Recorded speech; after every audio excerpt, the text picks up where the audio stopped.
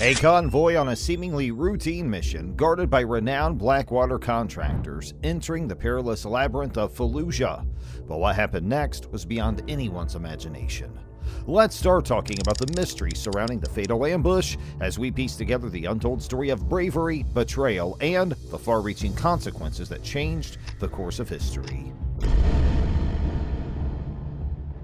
A period of global upheaval and military intervention was ushered in with the beginning of the Iraq War, which was born in the aftermath of the terrible 9/11 attacks. When the United States decided to confront terrorism and exert its power in the Middle East, the invasion of Iraq in 2003 became a significant turning point in the annals of contemporary history. In the middle of the anarchy and destruction that was Iraq as a result of the war, a novel phenomenon emerged: the development of private military contractors. These businesses provided their services to governments and corporations, promising specialized talents and flexibility in areas of conflict. Their offerings included the provision of services. Blackwater USA is an example of a corporation that was at the forefront and led the pack.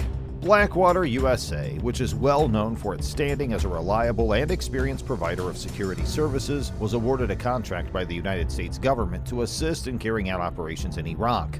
The conventional military was unable to compete with the level of independence that the company's operations provided, which resulted in increased demand for the company's services.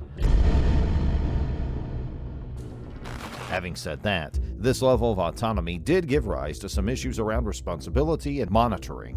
A seemingly ordinary assignment was about to turn into a tragic event involving sacrifice and heroism in the dangerous and unstable environment of Iraq.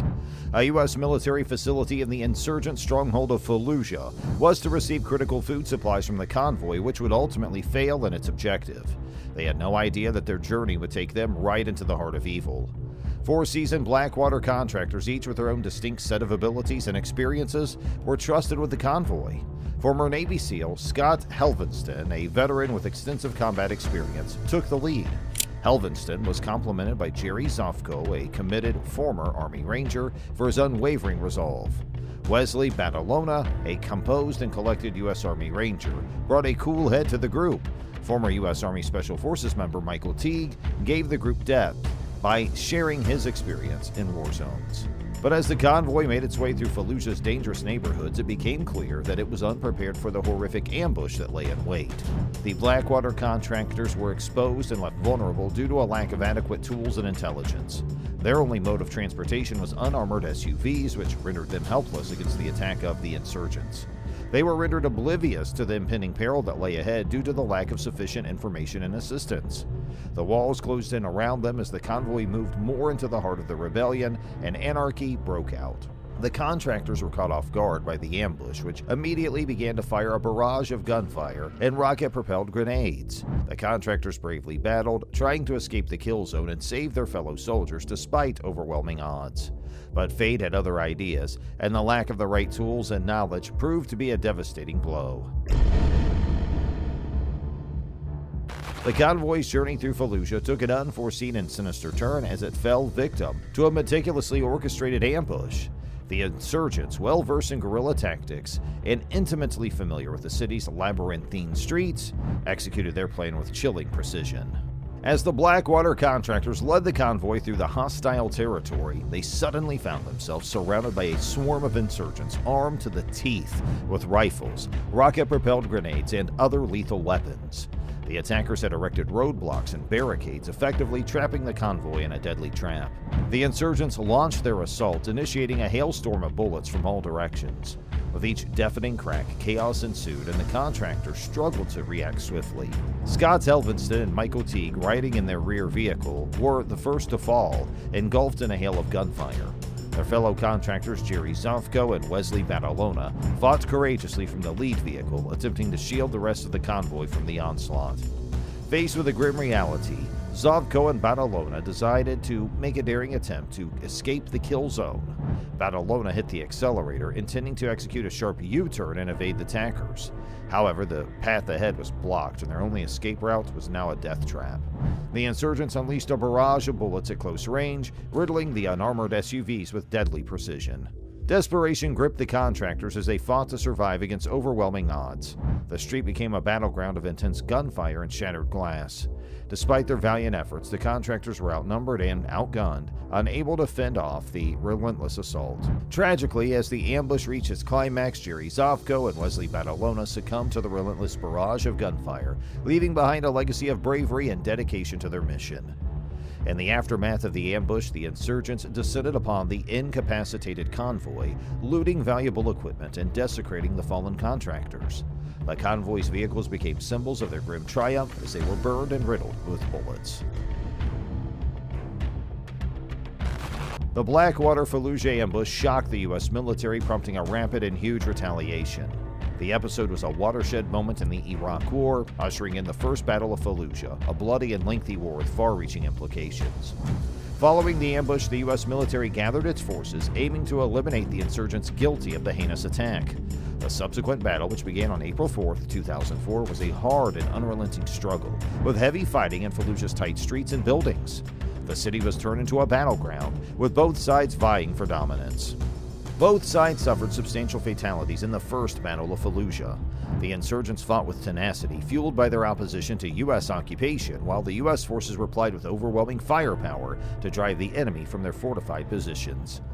The fight took a tremendous toll on civilians caught in the crossfire, compounding the war's already catastrophic human cost. The relatives of the fallen Blackwater contractors struggled with grief and sought answers amid the chaos and destruction. Blackwater was accused of incompetence and disloyalty for failing to provide proper protection and support for the convoy. The loved ones of the contractors thought their valiant sacrifices had been threatened by a lack of equipment, training, and intelligence. The families filed a wrongful death lawsuit against Blackwater in 2005, alleging the firm violated its duty of care to its employees. However, Blackwater denied any wrongdoing, claiming that it had fulfilled its commitments and provided the convoy with the required security. The legal struggle between the families and the private military business brought to light the complexity and ethical quandaries associated with the use of private contractors in war zones. In the aftermath of the Blackwater Fallujah ambush, the grieving family of Scott Helvenston took legal action against Blackwater, seeking justice and accountability for their beloved son's tragic death. The wrongful death lawsuit filed in 2005 alleged that the private military company had failed in its duty of care, leaving the convoy ill-prepared and vulnerable to the lethal ambush. Blackwater, in its defense, vehemently denied any negligence or wrongdoing, asserting that it had provided the necessary security and equipment for the convoy. The company also cited the doctrine of sovereign immunity, a legal principle that shields government contractors from liability for actions carried out on behalf of the government. The invocation of sovereign immunity complicated the legal battle, leaving the families facing an uphill struggle in their pursuit of justice. The case resonated far beyond the confines of the courtroom, raising broader questions about the use of private military contractors in war zones. The tragic events in Fallujah underscored the potential risks and ethical dilemmas posed by outsourcing security operations to profit-driven entities. The lack of accountability and transparency in the operations of private military companies highlighted the need for stricter regulations and oversight to ensure the safety and well-being of those entrusted with such critical tasks. The Blackwater Fallujah ambush is remembered as a devastating occurrence that highlighted the complexities and limitations of contemporary warfare. The deaths of 4 Blackwater contractors served as a somber reminder of the sacrifices made by individuals who were placed in danger. As the world focuses on this tragic chapter of the Iraq War, it must also address bigger questions of accountability and ethical concerns regarding the use of private military contractors in conflict zones. Only by making clear, accountable, and educated decisions can we hope to avoid such unfortunate tragedies in the future. That's all for the video today, but we'll be right back with more. Please don't forget to give this video a thumbs up and subscribe to our channel, and thanks for watching.